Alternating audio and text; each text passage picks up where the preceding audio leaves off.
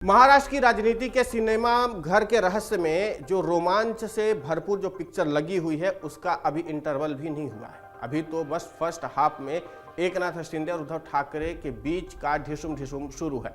फिलहाल उद्धव ठाकरे के हाथ से शिवसेना का नाम और धनुष बाण का निशान चला गया है।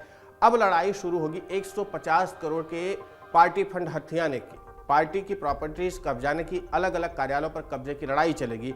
सवाल यह भी है कि क्या मातोश्री पर भी शिंदे गुट अपना दावा ठोक सकता है। फिलहाल पिक्चर का अगला सीन 27 फरवरी को विधानसभा के बजट सत्र के वक्त दिखाई देने वाला है। शिंदे गुट पार्टी व्हिप जारी करने वाला है। केंद्रीय चुनाव आयोग ने शिवसेना की बागडोर एकनाथ शिंदे के हाथ में दे दी है। इस तरह से संविधान के जानकार मानते हैं कि पार्टी फंड शिवसेना के पास जा सकता है, लेकिन दादर का शिवसेना भवन और ठाकरे परिवार से जुड़ी अन्य प्रॉपर्टीज ठाकरे गुट के पास ही रहेगी। दरअसल ये प्रॉपर्टीज पार्टी के नाम पर नहीं बल्कि शिवाई ट्रस्ट के नाम पर खरीदी गई है। संविधान के जानकारों की राय में सामना अखबार पर भी फर्क नहीं पड़ेगा, क्योंकि ये भी अलग से इससे जुड़े पब्लिकेशन के नाम पर है। टेक्निकली शिवसेना के 16 विधायक और 5 सांसद भी शिवसेना के व्हिप से जुड़े हुए हैं, जो ठाकरे खेमे के, यानी कि शिवसेना की कमान चुनाव आयोग द्वारा एकनाथ शिंदे को सौंपे जाने के बाद अब शिवसेना के 2 गुट होने की मान्यता रद्द हो गई है। शिवसेना मतलब शिंदे, शिंदे मतलब शिवसेना। इसलिए शिवसेना अगर कोई व्हिप जारी करती है तो ठाकरे खेमे के विधायकों के पास 2 ही रास्ते बचते हैं, या तो व्हिप के खिलाफ जाएं या शरणागति स्वीकार करें। अगर वे व्हिप के खिलाफ जाते हैं तो उन्हें पार्टी डिस्क्वालीफाई यानी कि अयोग्य घोषित कर देगी, और अगर वे व्हिप के साथ जाते हैं तो इसका मतलब होगा कि सरेंडर कर दिया। यानी अब आएगा कहानी में नया ट्विस्ट। शिंदे गुट यूं देने वाला नहीं है। अगला किक राज ठाकरे की पार्टी एमएनएस के प्रवक्ता संदीप देशपांडे ने तो ठाकरे गुट से आज ही यह सवाल उठा दिया है कि अगर सुप्रीम कोर्ट ने इलेक्शन कमीशन के फैसले को नहीं पलटा, उसे स्टे नहीं दिया, तो क्या ठाकरे गुट के 15 विधायक शिवसेना के व्हिप को मान करके सरेंडर करेंगे या अपनी विधायकी त्याग करके इस्तीफा देंगे और चुनाव के रण में कूद जाने।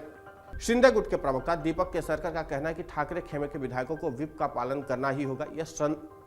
यह संसदीय कार्यकारिणी का जरूरी हिस्सा है। कुछ हद तक आगे क्या होने वाला है इसकी झलक उद्धव ठाकरे ने दे दी है। उद्धव ठाकरे ने ओपन कार पर चढ़ करके अपने समर्थकों को संबोधित करते हुए कह दिया कि चुनाव की तैयारी में लगो, गद्दारों को गाड़ कर ही अब चैन से बैठो।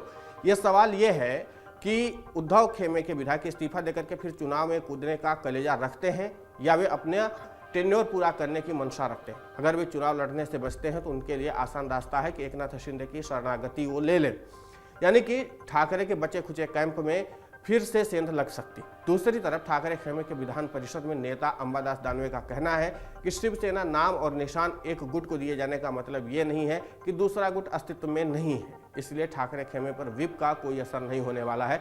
रही बात सुप्रीम कोर्ट की, तो इस बात की उम्मीद कम है कि वो चुनाव आयोग जैसी स्वायत्त संस्था के फैसले को बदलने की या फिर स्टे देने की कोशिश करें। अब तक की मिसालों को देखें तो सुप्रीम कोर्ट स्वायत्त संस्थाओं के मामले में दखल देने से बचता रहा है, लेकिन अगर सुप्रीम कोर्ट ने स्टे दे दिया या फैसले को पलटा तो एक दूसरी स्थिति पैदा हो सकती है।